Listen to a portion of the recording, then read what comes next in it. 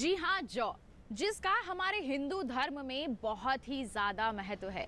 कोई पूजा अनुष्ठान हो तो जौ का उपयोग किया ही जाता है। और साथ ही आपको बता दें कि इसकी खेती प्राचीन काल से होती आ रही है। मनुष्यों के भोजन की बात हो या फिर पशुओं के दाने की बात हो, हर रूप में इसका उपयोग किया जाता है। जौ में कई तरह के पोषक तत्व उपस्थित होते हैं। मिनरल्स और विटामिन से ये भरपूर होता है। इसी के लिए तो इसका सेवन करने की सलाह दी जाती है। यदि हम इसका सेवन करते हैं तो कई तरह की शारीरिक समस्याओं को दूर भगा सकते हैं। और अगर हमारे किसान इसकी खेती को अपना लें तो उनके लिए तो लाभ ही लाभ होता है। तो आज के कृषि विशेष में बात जौ की खेती की। नमस्कार, मैं अदिति शर्मा दूरदर्शन किसान के कार्यक्रम कृषि विशेष में आप सभी का स्वागत करती हूं। आज के हमारे इस कार्यक्रम में बात होगी जौ की खेती की। आपको बताएंगे कैसे आप इसकी खेती कर सकते हैं, कैसे खेत में प्रबंधन कर सकते हैं, इसके बाजार तक की जानकारी आप तक पहुंचाई जाएगी। तो फिर आइए आज के अंक की शुरुआत करते हैं।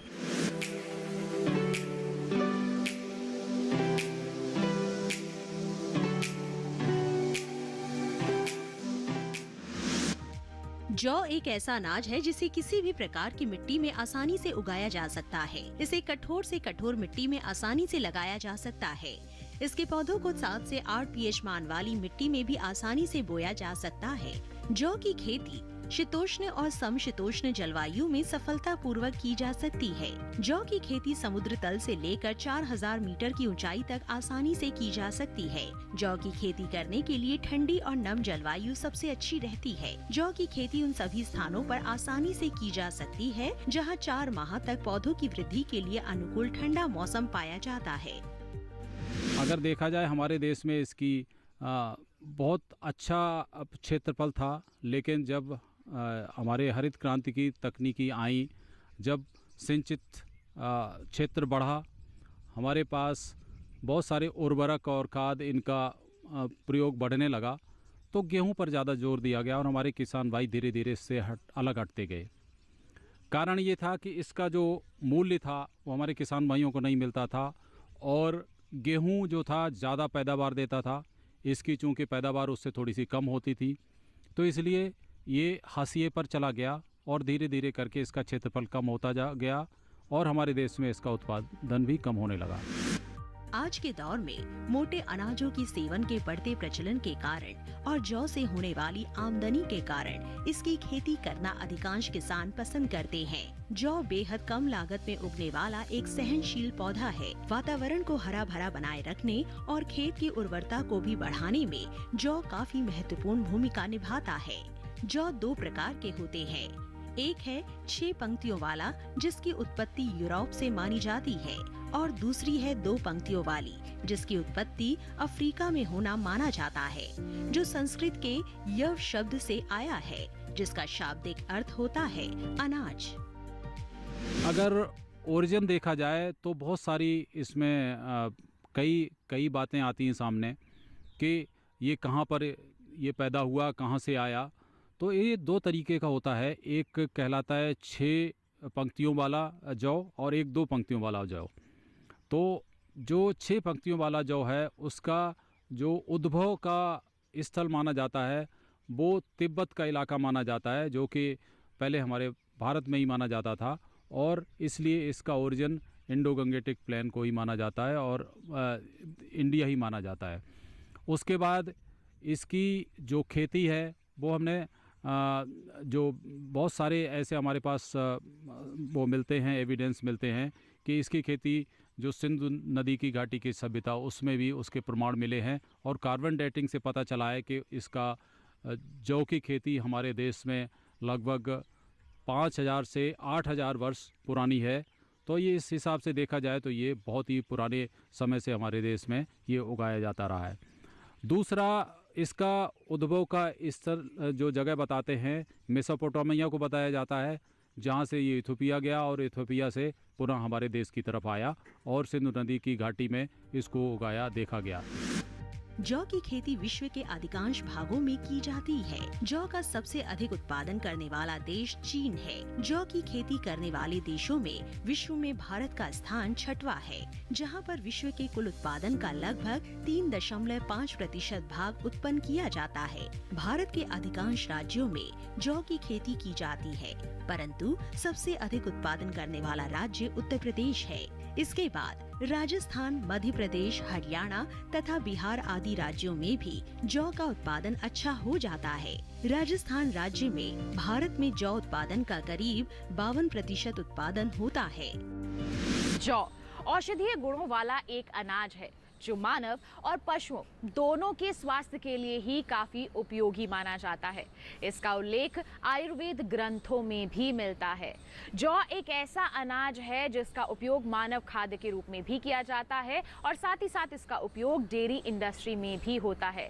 खासतौर पर आपको बता दें कि जौ के दाने को पीसकर अगर चूर्ण बना लिया जाए तो इससे पेट की बीमारी को भी दूर किया जा सकता है। और क्या क्या फायदे हैं जौ के, आइए आपको बताते हैं।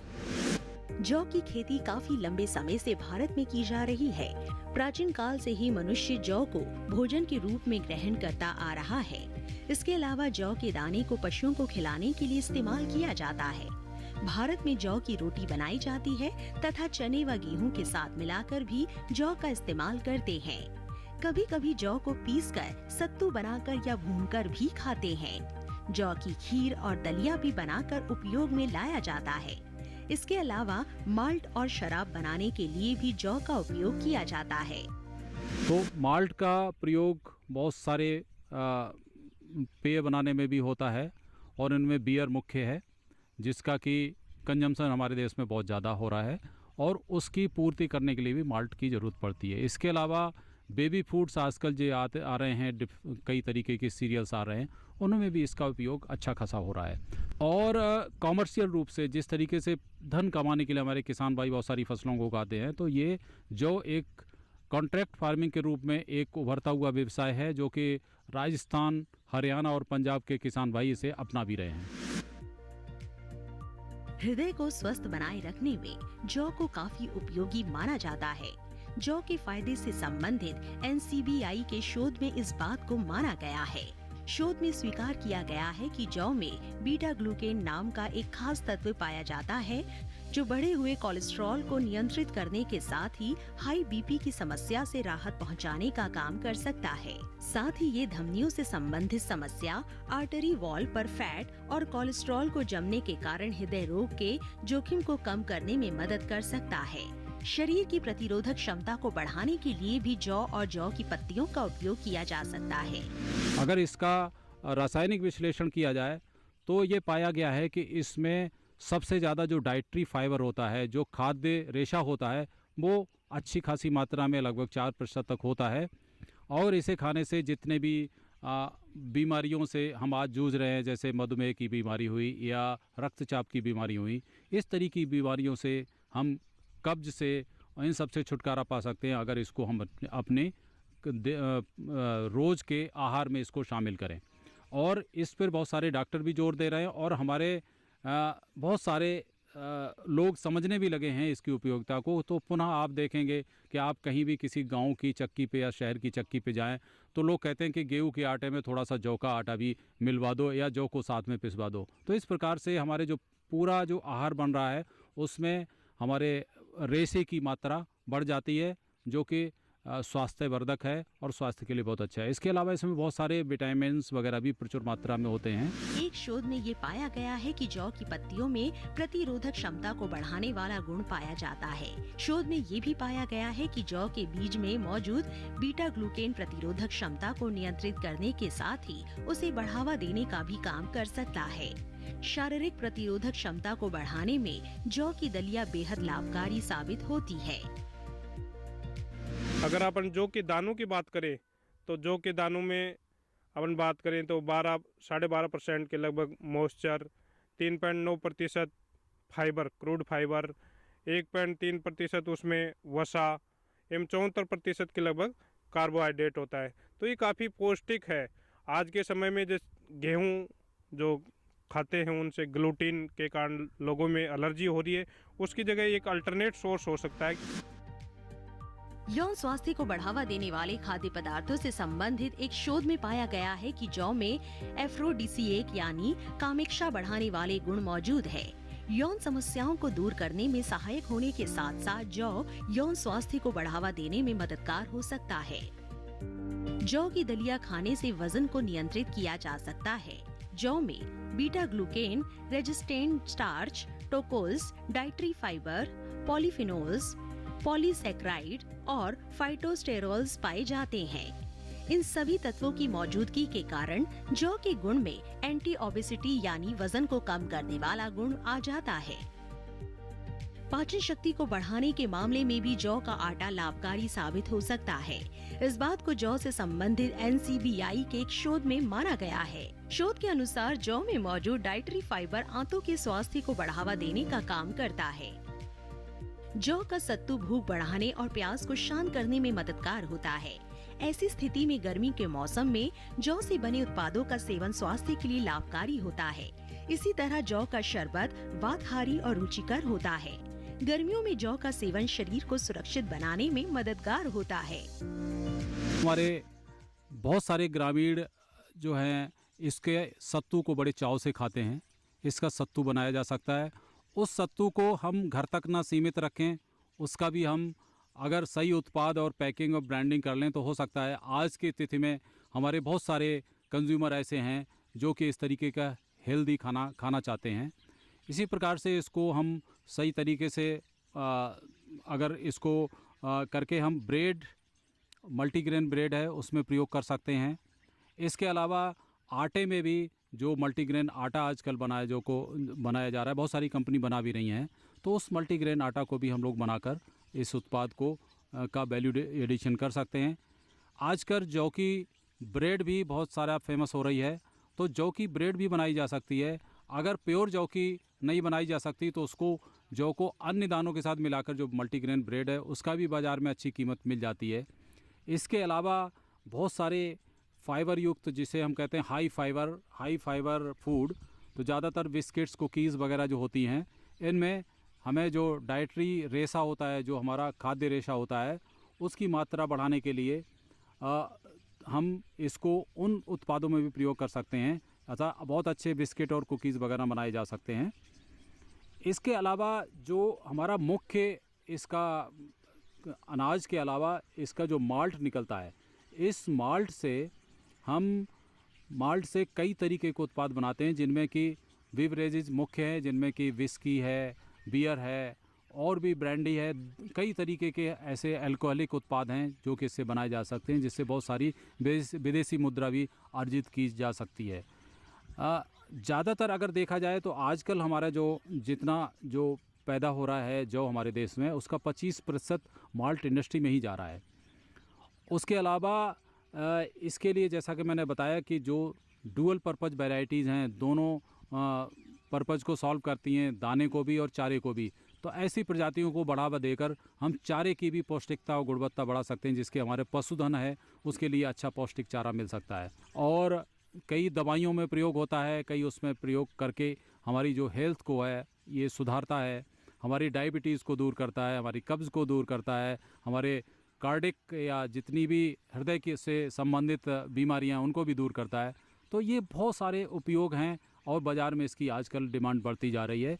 इसलिए हमारे किसान भाइयों को चाहिए इसे ज़्यादा से ज़्यादा अपनाएं, जिससे कि सारे के सारे प्रोडक्ट बनाए जा सकें। जौ हड्डियों और दांतों के स्वास्थ्य को बेहतर बनाने में मददगार है। जौ का दलिया खाने से इनका फायदा होता है। जौ में फास्फोरस प्रचुर मात्रा में होता है, जो हड्डियों और दांतों के विकास के लिए आवश्यक माना जाता है। जौ में मौजूद बीटा ग्लूकेन एल्वेओलर बोन लॉस से बचाव में मदद करता है। टाइप 2 की समस्या से राहत पाने के लिए जौ का आटा लाभकारी हो सकता है।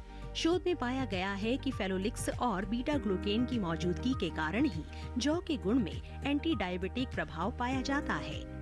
जौ का ये प्रभाव टाइप 2 डायबिटीज की समस्या में राहत पहुंचाने का काम कर सकता है। गर्भावस्था में आयरन, कैल्शियम और फॉलेट एसिड को अहम माना जाता है। जौ में ये तीनों तत्व पाए जाते हैं, जिस कारण जौ गर्भवती महिलाओं व उसके बच्चे के लिए लाभकारी माना जाता है। जौ और इसकी पत्तियों के जूस का सेवन नियमित रूप से किया जाए तो बाल चमकदार और मजबूत होते हैं। इसके जूस का सेवन मोटापे के असर को भी कम करता है। जौ में फाइबर अच्छी मात्रा में होता है, जिस वजह से भूख कम लगती है।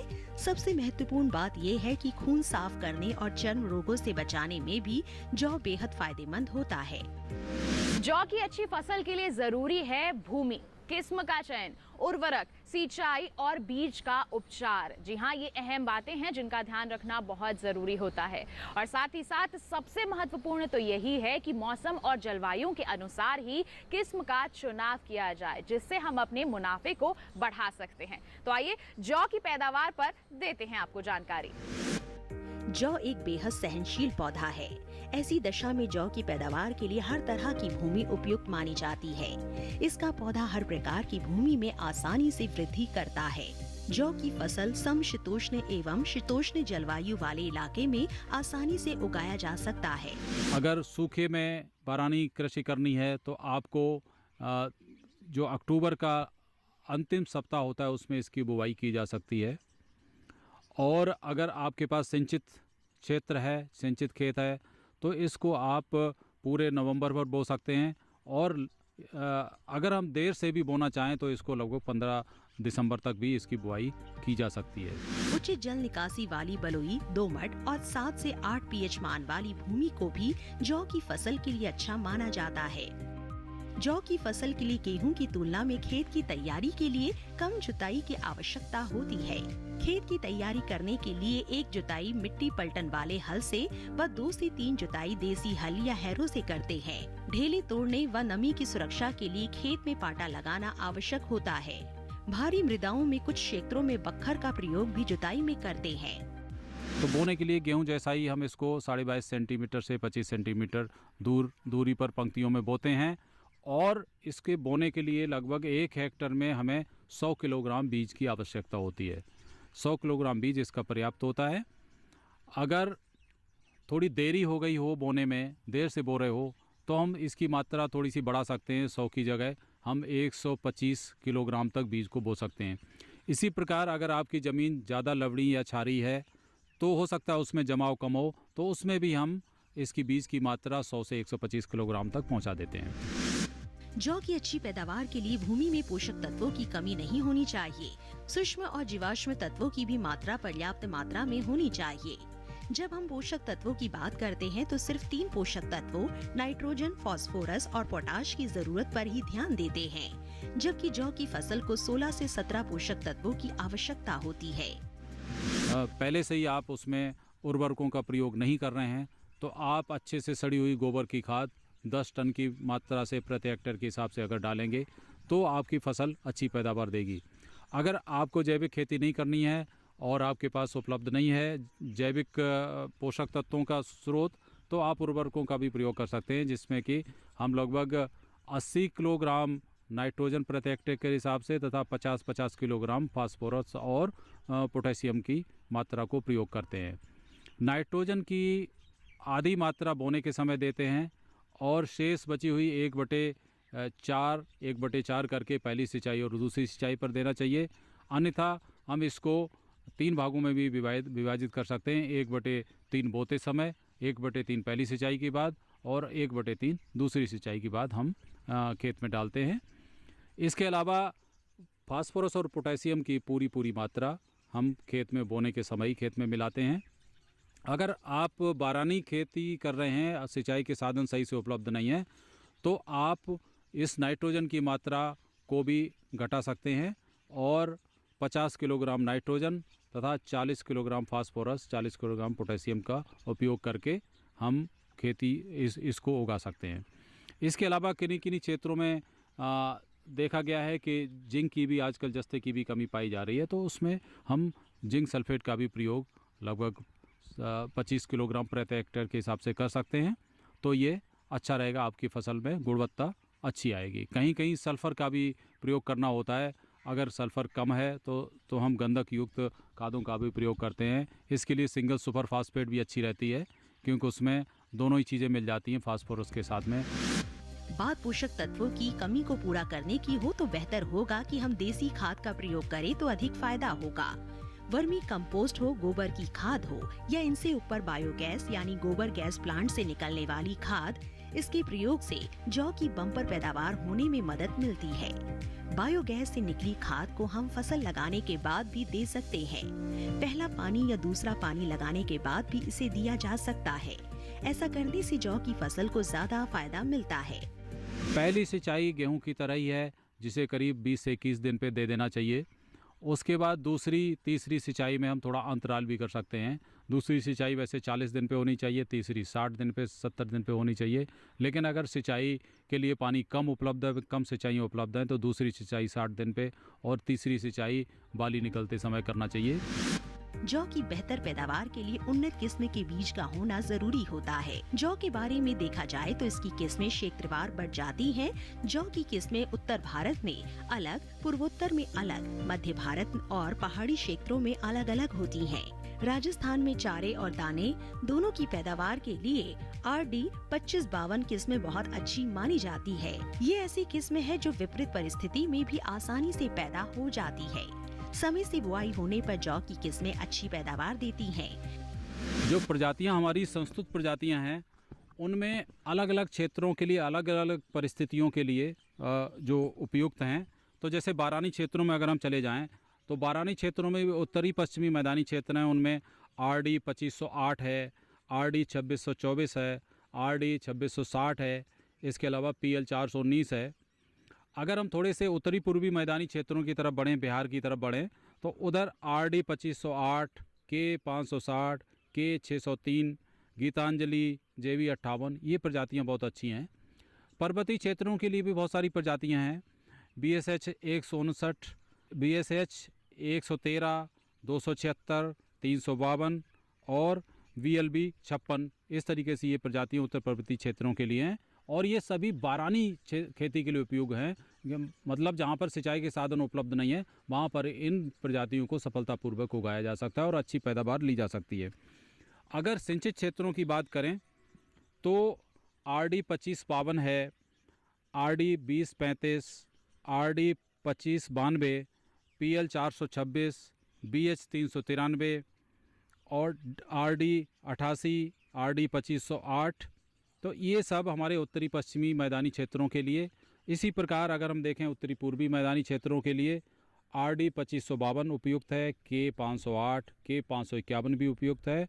और थोड़ा सा अगर देर से बिजाई करें तो RD 2508, मंजुला, NV 2। अगर आपकी ज़मीन क्षारीय है या लमड़ी है और उत्तरी पश्चिमी मैदान में आपका खेत है, तो RD 2552 बहुत अच्छी रहती है। इसके साथ में NDB 1173 प्रजाति भी बहुत अच्छी है। और ऐसी भूमियों के लिए उत्तरी पूर्वी क्षेत्रों के लिए RD 2552, NDB 1173 और NV 1, NV 3, ये प्रजातियां क्षारीय लवड़ी भूमियों के लिए बहुत अच्छी हैं। जौ की खेती में बीज की मात्रा बुआई की विधि पर निर्भर करती है। सीड ड्रिल विधि द्वारा बुआई करने पर प्रति हेक्टेयर के खेत में 75 किलो जौ के बीजों की जरूरत होती है। इसी प्रकार छिड़काव विधि में प्रति हेक्टेयर 100 किलो बीज की आवश्यकता होती है। इसके अलावा डिबिलर विधि में सिर्फ 25 से 30 किलो बीज ही प्रति हेक्टेयर के क्षेत्रफल में उपयुक्त होते हैं। आजकल देखा गया है कि हमारे जौ के खेत में एफिड, या जिसको एफिड को कई जगह माहू भी कहते हैं, चैपा भी कहते हैं, ये वाला कीड़ा बहुत ज़्यादा लगने लगा है। तो इसके लिए भी आप देखें, अगर आपके लगभग 5% पेड़, अगर 5% पेड़ या से ज़्यादा अगर ग्रसित हैं, इससे पूरे चेपा से भरे हुए हैं, तब हमें इमिडाक्लोप्रिड नामक दवाई का छिड़काव करना चाहिए। और उसका 1 मिलीलीटर 1 लीटर पानी में घोल बनाकर लगभग 200 से 250 लीटर पानी का घोल प्रति हेक्टेयर के हिसाब से छिड़काव करना चाहिए। अगर इससे कम है तो इंतज़ार करना चाहिए कि शायद बरसात या खुले मौसम होने पर ये कभी कभी एफिड स्वयं ही ख़त्म हो जाता है। तो लेकिन अगर ज़्यादा है तो निश्चित ही हमें उपचार करना आवश्यक होता है। जौ की उन्नत किस्म के बीज को खेत में डालने से पहले भूमि और उपचार किया जाना बेहद जरूरी होता है। ऐसा ना किए जाने पर जौ के खेत में कीटों व दीमक के प्रकोप की संभावना बनी रहती है, जिससे पैदावार प्रभावित हो सकती है। जौ की फसल की बुआई सिंचित क्षेत्रों में नवंबर के दूसरे सप्ताह से लेकर नवंबर के अंतिम सप्ताह तक करनी चाहिए। देर से बुआई करने पर उपज कम प्राप्त होती है। असिंचित क्षेत्र में 15 से 30 अक्टूबर तक जौ की बुआई की जाती है। पछेती बुआई 15 से 20 दिसंबर तक कर सकते हैं। C164 किस्म की बुआई देर से करने पर भी अच्छी उपज प्राप्त होती है। जौ की फसल में यदि खरपतवार अधिक दिखाई दे तो निराई गुड़ाई कर सकते हैं। गेहूं की भांति रसायनों के प्रयोग के द्वारा जौ की फसल से खरपतवार को नियंत्रित किया जा सकता है। 4D की 0.50 किलोग्राम सक्रिय मात्रा 600 से 800 लीटर पानी में घोलकर बुआई के 30 से 35 दिन बाद खेतों में छिड़काव करने से चौड़ी पत्ती वाले खरपतवार नष्ट हो जाते हैं। जौ की फसल तैयार होने के बाद बहुत जरूरी हो जाता है इसकी कटाई और भंडारण पर ध्यान देना। आज की अगर हम समय की बात करें तो मोटे अनाजों का सेवन बढ़ता जा रहा है, इनकी मांग बढ़ती जा रही है। ऐसे में जौ का रखरखाव भी बहुत जरूरी है। तो किस तरह से हम इसका भंडारण कर सकते हैं, कटाई के समय किस तरह की सावधानियां बरत सकते हैं और अपनी उपज को बाजार में किस तरह से पहुंचा सकते हैं, आइए इन तमाम बातों के बारे में आपको जानकारी देते हैं। जौ की फसल गेहूं की फसल से काफी पहले तैयार हो जाती है। नवंबर के प्रारंभ में बोई गई फसल मार्च के अंतिम सप्ताह में पककर तैयार हो जाती है। जौ की फसल पकने के तुरंत बाद कटाई कर लेनी चाहिए, नहीं तो फसल के दाने खेत में झड़ने लगते हैं। फसल की कटाई हंसिया से या बड़े फार्म पर कंबाइन हार्वेस्टर से करते हैं। दानों में 20 से 30% नमी रहने पर कटाई करते हैं। इसके बाद 4 या 5 दिन बाद फसल को खलिहान में सुखाकर मड़ाई बैलों द्वारा या पावर थ्रेसर द्वारा करते हैं।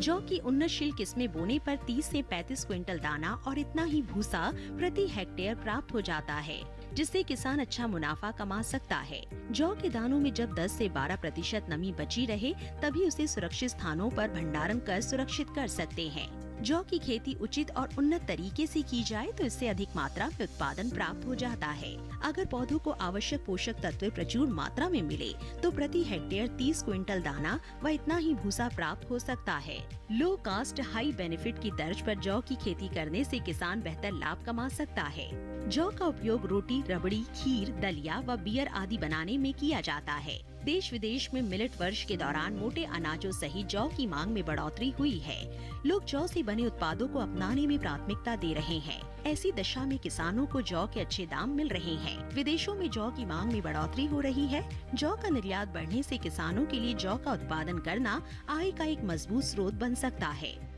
भारत से जौ के निर्यात में 1-2 वर्षों में काफी तेजी से बढ़ा है। भारत से जौ का निर्यात प्रमुख रूप से वियतनाम, मलेशिया, नेपाल, संयुक्त अरब अमीरात, थाईलैंड, कतर, कनाडा, श्रीलंका व अमेरिकी देशों में तेजी से बढ़ रहा है। वर्ष 2022 में भारत से कमोडिटी समूह का निर्यात $12.3 बिलियन का हुआ है। आज के दौर में किसान को जौ की बढ़ती मांग के कारण काफी फायदा हो रहा है। ऐसे में जौ की खेती उनके लिए काफी लाभदायक हो सकती है। जौ की फसल को लगाकर वे जहां दानों से मुनाफा कमा रहे हैं, वहीं भूसे को बेचकर वे बेहतर मुनाफा भी कमा सकते हैं। जौ की फसल में बीज छिड़काव के बाद कोई ज्यादा लागत नहीं आती।